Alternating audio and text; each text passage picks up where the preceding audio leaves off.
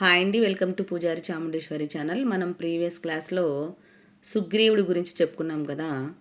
మరి ఈరోజు మనము ఎవరి గురించి చెప్పుకుంటున్నామంటే హనుమంతుని యొక్క పాత్ర స్వభావం గురించి చెప్పుకుందాము.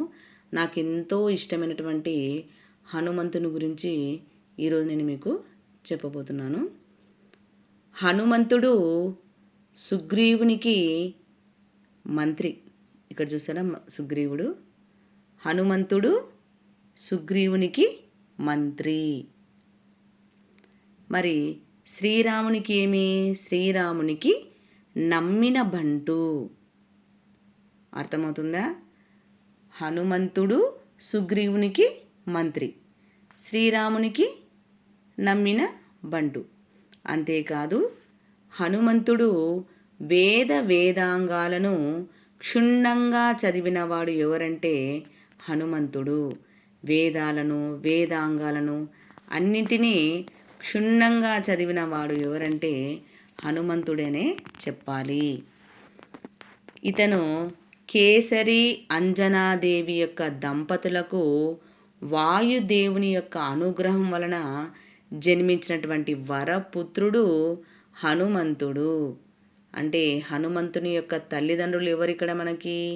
కేసరి అంజనాదేవి.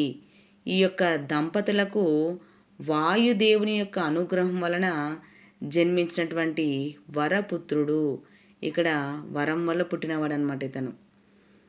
తర్వాత అంతేకాదు, నేనేం చెప్పాను ఇందాక, వేదాంగాలను క్షుణ్ణంగా చదివినవాడు అన్నాను కదా. అది మరీ ఒకసారి గుర్తుపెట్టుకోవాలి.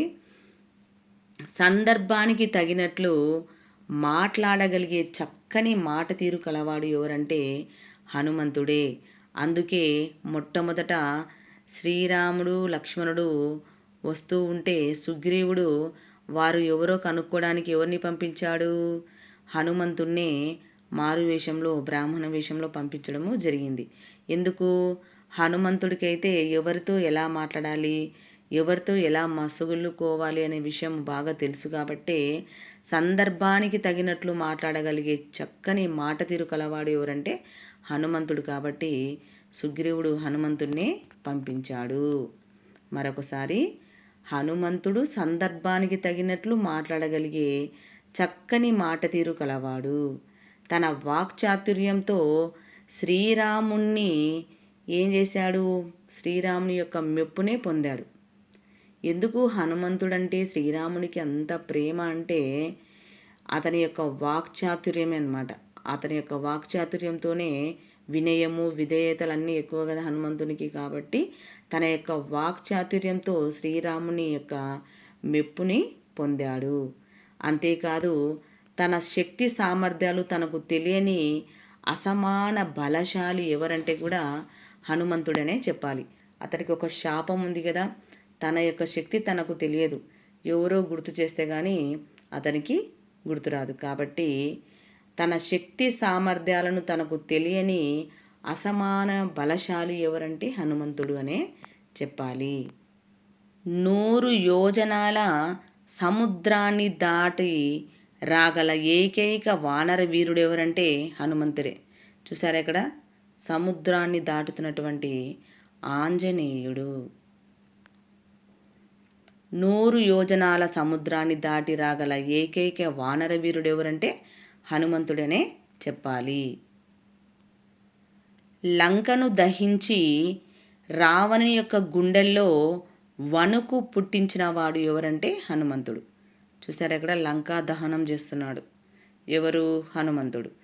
ఇలా లంకా దహనం చేసి రావణాసురుని యొక్క గుండెల్లో వణుకు పుట్టించిన వాడు ఎవరంటే హనుమంతుడే అన్నమాట. అంతేకాదు, అప్పగించినటువంటి పనులకు తోడుగా అదనపు పనులు నిర్వహించగల కార్యసాధకుడు కూడా హనుమంతుడే అనే చెప్పాలి.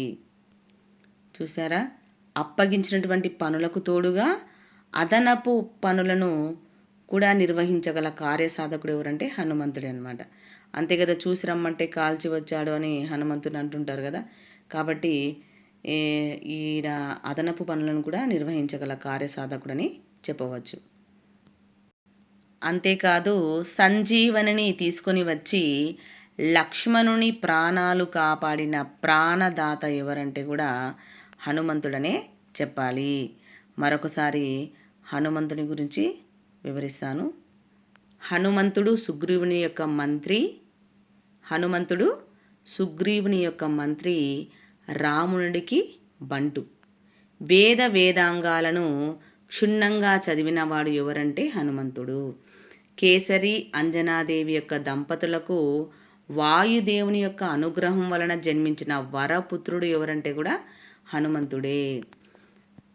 వేదాంగాలను క్షుణ్ణంగా చదివినవాడు హనుమంతుడే. ఇతను కేసరి అంజనాదేవి యొక్క దంపతులకు వాయుదేవుని అనుగ్రహం వల్ల జన్మించిన వరపుత్రుడు హనుమంతుడే.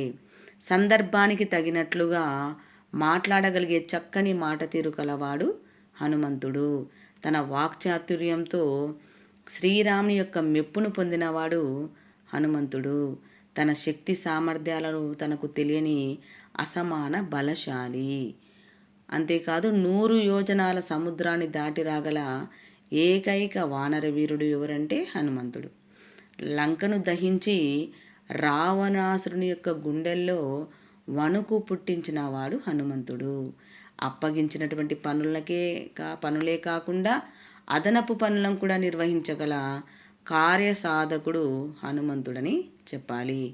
అంతేకాదు సంజీవనిని తీసుకుని వచ్చి లక్ష్మణుని యొక్క ప్రాణాలు కాపాడినటువంటి ప్రాణదాత ఎవరంటే మా హనుమాన్ బ్రదరే. అర్థమైందా అండి?